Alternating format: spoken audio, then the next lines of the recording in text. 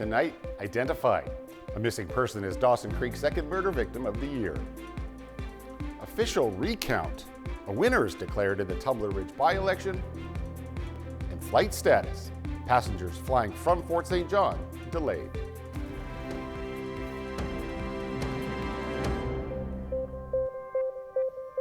Well, good evening and thank you for joining us. And we begin tonight with new information on Dawson Creek's second murder of the year. CJDC-TV News has learned the name of the person that was killed. Emily Ogden's body was found on Monday. She was reported missing last week by the Fort St. John RCMP. Sources also saying two people were taken into custody and questioned by investigators. They were both released without any charges. The male is well known to police. Officers have also apparently released a duplex on 16th Street from being secured. However, they were at a home Tuesday on Watson Crescent. The Mounties were also in front of another home, this one on 107th Avenue, and they were also combing the area for clues on 231 Road in Dawson Creek. The investigation is being led by E Division from Surrey. Police are looking to speak with anyone with any information on this case. The by-election in Tumbler Ridge that ended in a tie has now been decided. Don McPherson and Keith Bertrand both finishing with 108 votes each. Well, during the recount, election officials reconsidered two ballots that were initially rejected, and that was enough to give Bertrand a one-vote victory. Only 328 people showed up to vote on Saturday. The by-election was held after former councillor Ken Klekak resigned back on January the 20th. Well, the City of Fort St. John is now accepting applications for this year's Business Facade Improvement Program. The program is designed to revitalize downtown businesses and enhance their appeal. Eligible businesses located within designated development permit areas can receive a one-time grant. The grants cover 50% of the renovation costs up to $5,000 per project or building. And the grant can be used for facade upgrades, siding replacements, lighting, awnings, and other architectural features. For businesses located on corner lots, each street-facing site is eligible for a combined maximum of $10,000. Business owners must apply to the city by May the 25th. A number of flights in and out of the North Peace Regional Airport have been delayed today. 4 flights to and from Vancouver were delayed. Vancouver airport officials said travelers should be prepared for delays due to staffing shortages at YVR. Passengers are being encouraged to check their status of their flights with their airlines before they head to the airport. NAV Canada has previously said that there's been a shortage of air traffic controllers. With wildfire season officially underway, the province is reminding residents to be prepared.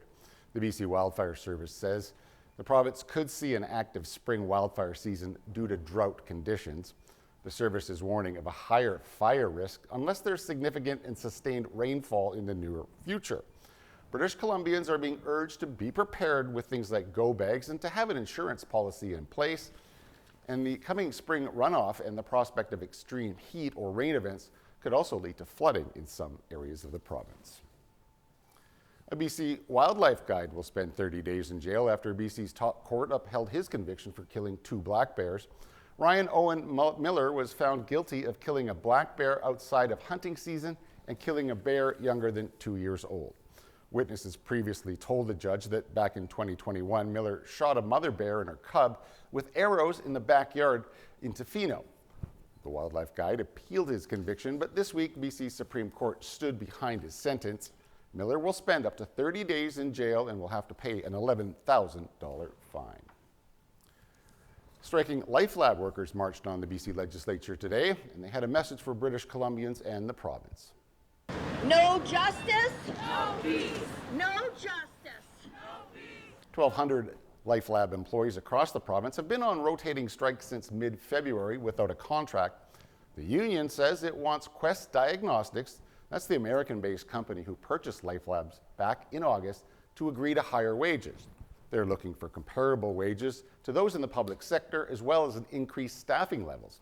The president of the BCGEU says their new employer is sucking millions of public health dollars out of British Columbia and has created a two-tier healthcare system that's bad for taxpayers.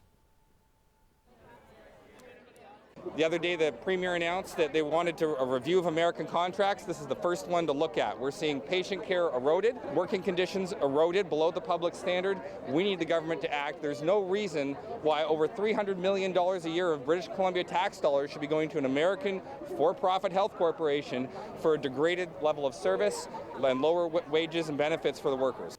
In February, union members voted 98% in favor of strike action. They are currently in mediation with Quest Diagnostics after months of stalled talks.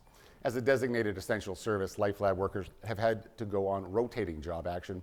Those rotating strikes do not include the LifeLab's location in Dawson Creek. Danielle Smith's government has introduced legislation that will make addictions treatment mandatory for some Albertans. If you're of sound mind, able to make your own independent decisions, you have the right to choose your medical intervention. If you're causing harm to yourself or others, then we're going to try this different pathway. Process for crash intervention will begin with an application, which can be submitted by a parent, a guardian, a family member, a healthcare professional, a peace or police officer. The legislation means if a person poses a risk to themselves or others, they face mandatory treatment. Applications would then have to be reviewed within 72 hours by a 3-person commission. That panel will be made up of a physician, a lawyer, and a member of the public. The commission would then decide if a person is referred into forced care for up to 3 months, into community treatment for 6 months, or discharged. Under the legislation, a person would not be able to refuse treatment. We'll have to determine whether or not that's a reasonable limit on people's rights to be free in their decision-making about their bodily integrity and autonomy. Parts of the legislation are expected to come into effect sometime later this year. Alberta Premier Danielle Smith has booted her former infrastructure minister out of the UCP cabinet. The party says Peter Guthrie has been expelled from caucus over his criticisms of the Smith government. Guthrie gave up his ministerial post in February because he voiced concerns about the province's handling of the healthcare contract scandal. He once again criticized the handling of the scandal earlier this week, saying the government is obstructing the Auditor General's investigation and it's muzzling government officials. Guthrie will now sit as an independent in the Alberta legislature. Well, to the federal election now, where there's another twist in a BC riding that will be one to watch on election night.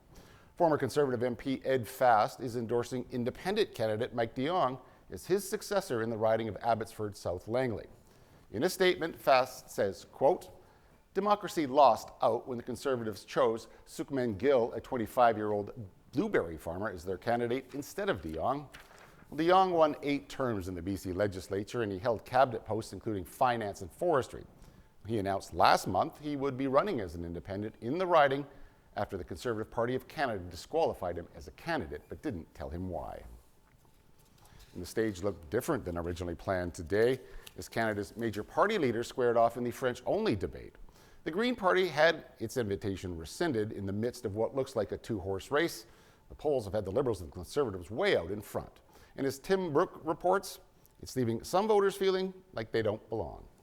The Green Party argues the decision to rescind its debate invitation is to keep outsiders on the outside. People who are less interested in informing Canadians than they are in protecting their political turf. The Greens won't be allowed in either of the debates because the party didn't meet the Leaders' Debates Commission's criteria. The People's Party of Canada is in the same boat, but its leader says he's still focused on small victories. The goal is to grow our percentage of the vote. The goal is to win the battle of ideas, and the goal is to fight for what we believe. Every major poll is showing this election is a 2-horse race between the Liberals and Conservatives. And after what seemed like momentum in previous years, the NDP is now projected to be reduced to a sliver. Even the leader's seat is at risk. The NDP does not get the credit for things that the Liberal government did that were popular, but they do get the blame for keeping them in office. Even some who do historically vote Orange are worried about a so-called progressive vote split. Has anyone told you, I support you, I'd like to vote for you, but I'm going to vote Liberal?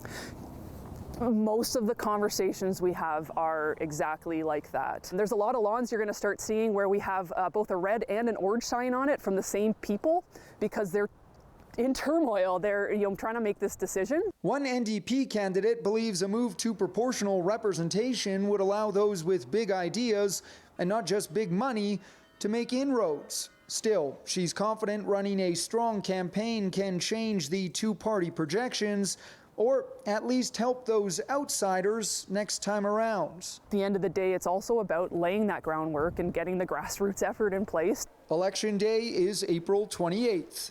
Tim Brooke, CTV News, Calgary. The Bank of Canada held its key interest rate steady today in the face of ongoing economic uncertainty. CTV's Scott Hurst has the detail on the central bank's decision and what economists say it means for Canadian finances in the run-up to the federal election.